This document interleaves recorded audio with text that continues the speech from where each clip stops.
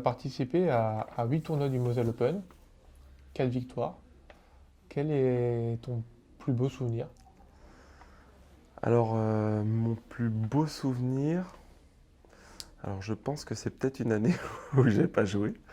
Je me rappelle d'un soir, justement, où euh, après une des soirées partenaires ici, on s'est retrouvé sur le terrain, sur le central, en, en pantalon de costume, torse nu, à faire un tennis-ballon sur le central, et avec Julien Bouter, Thierry Assion et à l'époque Romain Maudière,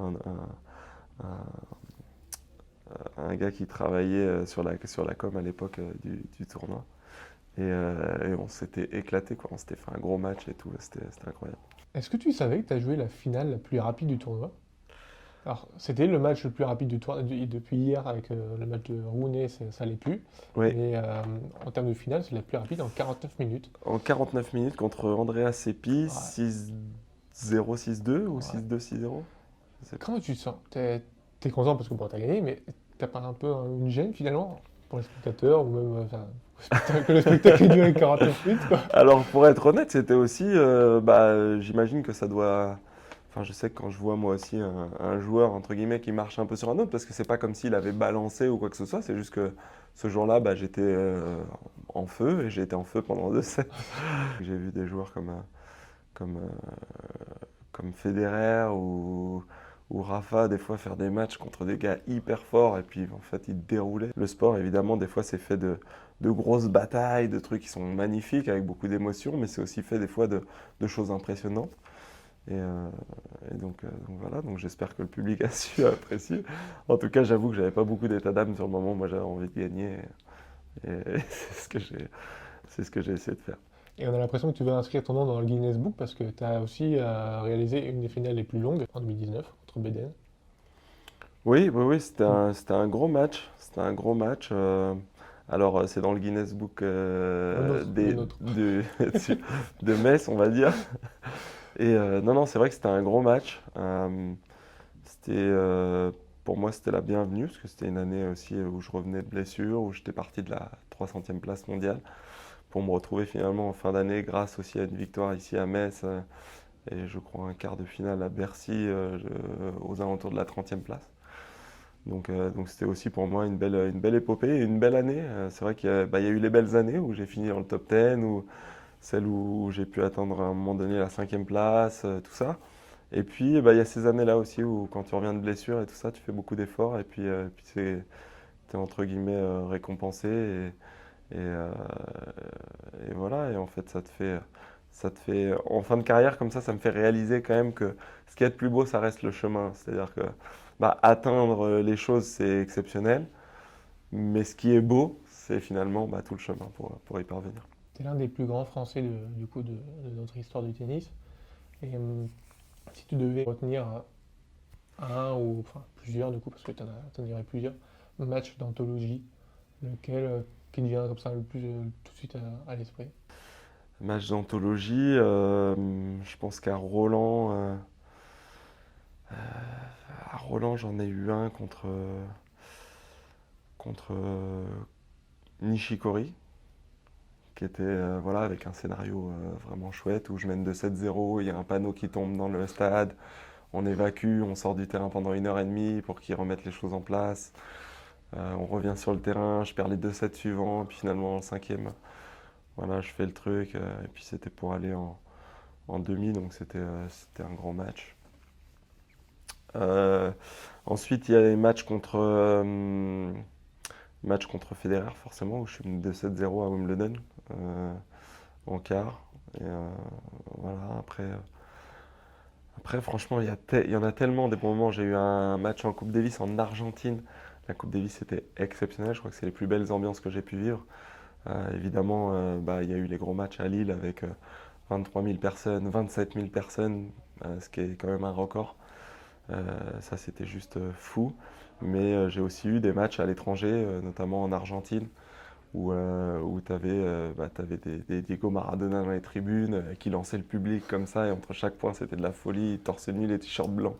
en l'air, là, ça chantait entre tous les points, les gars qui sifflent entre la première et la seconde balle, ils jettent des pièces, enfin, voilà, c'est un peu l'anarchie et c'est des moments de sport un peu uniques. La pression est différente quand tu joues pour ton pays et quand tu joues toute l'année en tournoi pour toi finalement.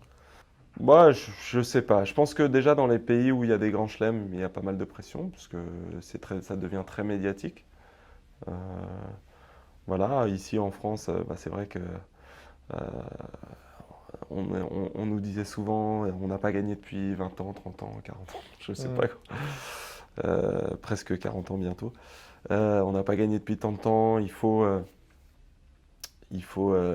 une relève à ça, ci et ça, donc voilà, mais bon, nous les joueurs, on essaye de faire juste le meilleur, donner le meilleur de nous-mêmes et être à fond. Et je crois que voilà, donc on essaye de pas trop s'y attarder, mais je pense que tacitement, il y a forcément une petite pression.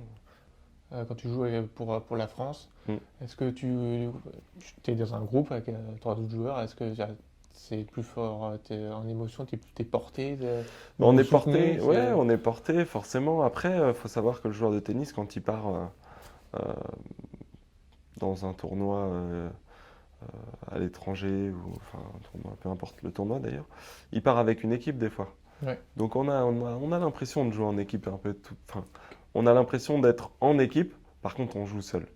Faut savoir que la Coupe Davis, moi, ça a toujours été évidemment un, un truc par équipe. Donc tu es porté par les copains, par l'émotion, par le truc. Mais au final, dans les moments durs sur le terrain, tu es tout seul. Tu peux pas faire une passe, tu peux pas. T'as pas un pote qui vient te relever sur le terrain en te disant vas-y, tout ça. Alors on s'encourage à côté, tout ça. Il y a le public, il y a les copains à côté qui encouragent. Mais sur le terrain, finalement, tu es tout seul. Il n'y a pas d'échappatoire. Il faut délivrer, il faut faire le truc. Et voilà.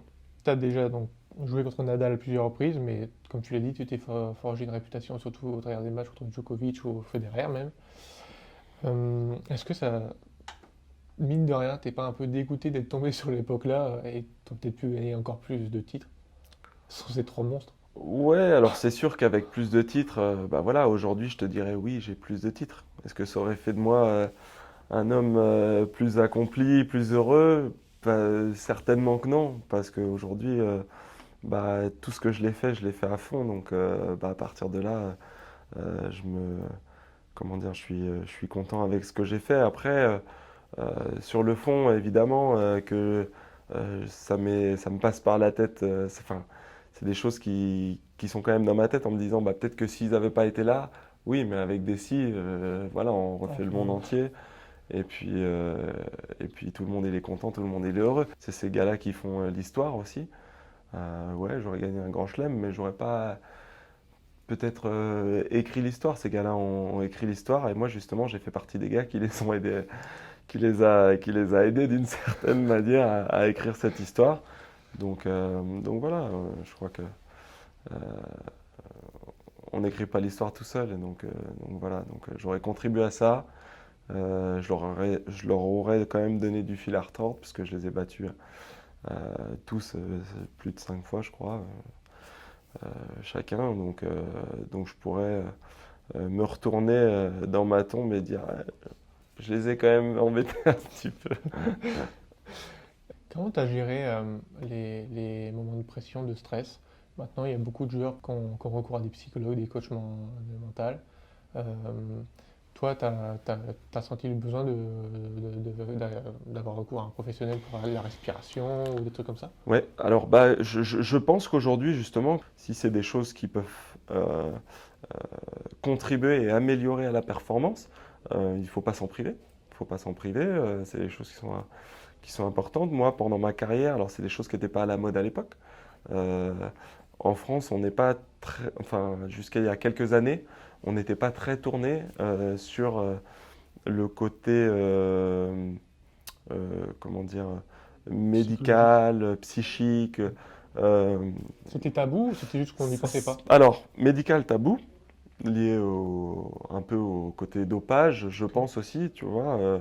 Je pense que aujourd'hui, on est quand même dans un pays où le sport est, bah, est synonyme de fair play, voilà, comment dire, c'est les valeurs du sport, entre guillemets, qu'on prône en France et qui sont très importantes pour notre pays et que bah, moi j'ai toujours respecté parce que j'ai grandi là-dedans.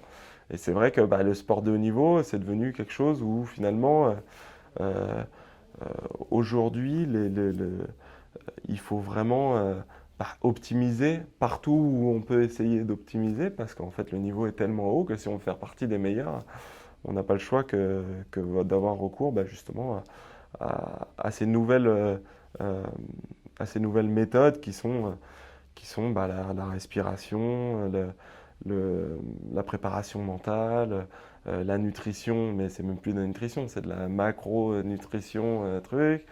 Voilà, on rentre dans les détails et entre guillemets, pour faire un très bon joueur, il n'y a pas besoin de tout ça. Pour faire un champion qui va gagner des très grands tournois, je pense qu'aujourd'hui, on n'a plus le choix.